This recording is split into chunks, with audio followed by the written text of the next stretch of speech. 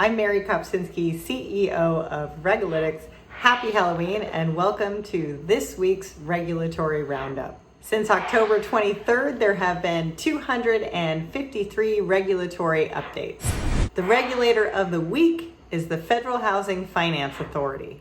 For those of you needing a refresher, back in 2008, Freddie Mac and Fannie Mae went into receivership under the FHFA. Well, after 12 years of being in receivership, the FHFA has now issued a new strategic plan for Fannie and Freddie, and that includes a new scorecard for 2020 to show how they will progress. All three agencies have also recently announced that they're going to be adding Spanish and Chinese language translations to the Mortgage Translation Clearinghouse.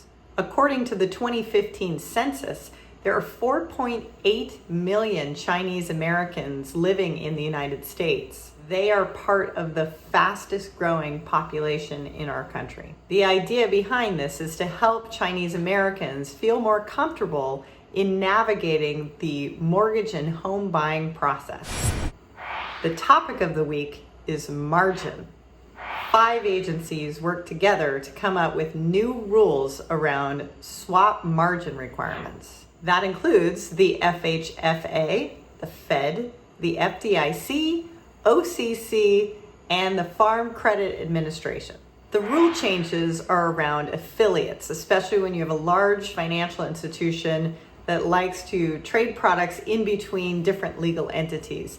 So the proposed rule would no longer require initial margin, but it will require variation margin for inter-affiliate swaps. The agencies also included some technical relief for the transition to LIBOR. So if you're following the movement from LIBOR, be sure to check out this new rule.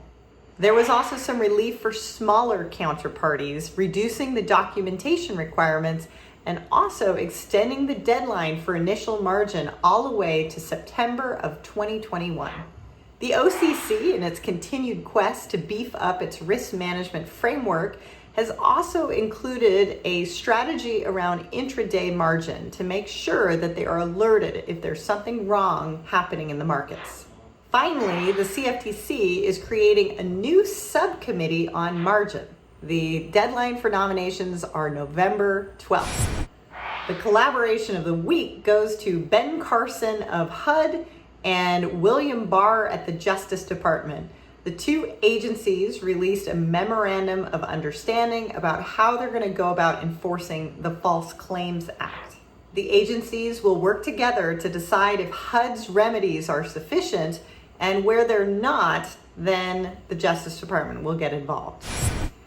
On the topic of data privacy and information security, the IRS issued a reminder to people that are less familiar with technology and social media, specifically teenagers, to help families remember to have a safety strategy around personal information.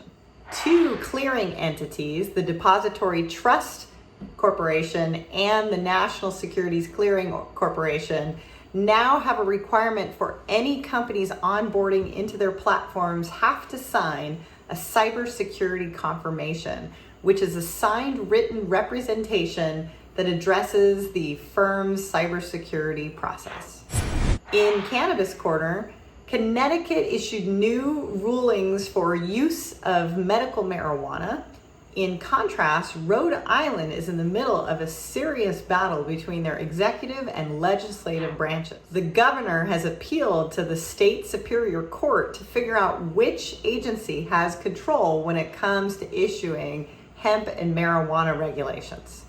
Finally, in crypto news, Washington State busted a crypto lending company operating out of Hoboken, New Jersey, saying that the company had not formally registered in Washington State as a money services business or as a lending institution.